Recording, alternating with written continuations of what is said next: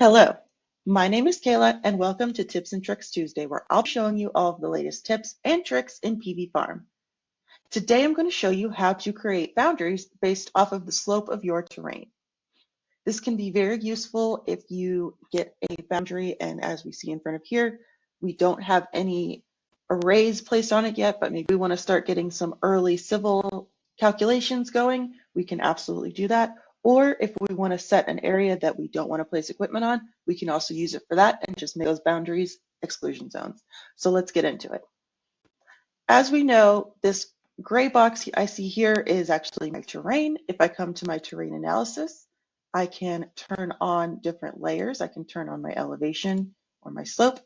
So here's a little tip. If you ever are looking at your slope and you see this checkerboard design here, what that's telling us is that that particular slice of the slope has fallen outside of the 9 ranges that have been provided here.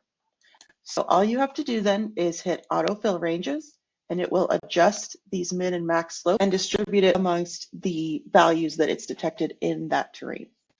So let's say I want to go to my east-west slope, and maybe anything from slice 7 down, I want to create a boundary around. So let's say anything 6.3 degrees or higher, we don't want. So what I'm going to do is I'm going to come over to my plus sign. I'm going to select draw boundary based on the slope of the terrain and click there. We automatically get north-south slope, but you can just click on this drop down, change it to east-west. Now I'm going to put my minimum slope as 6.3, since that's the minimum of this slice 7 that we've got here. So I'm going to put 6.3, and you see it's already starting to grab some areas here. So it's automatically going to 100%. So what we've already got any large areas, in this case, notice that we have ignore areas less than one acre. So anything more than an acre that has that 6.3 and up east-west slope percentage has already gotten a boundary around it. So I'm just going to hit OK. Now, just a little bit of cleanup. You're going to notice that these have put in a bunch of little individual objects. If I hover up here, we see that I have 16 objects selected. So they're all auto-selected once they're created. And now here's a few things I can do to kind of clean that up. I can go into my Model Explorer, and we see that they've all been selected. I can click anywhere within this group here, and I'm going to drag it to the top. I'm going to drag it until this purple dashed line completely surrounds the top one there, and I let go of my click.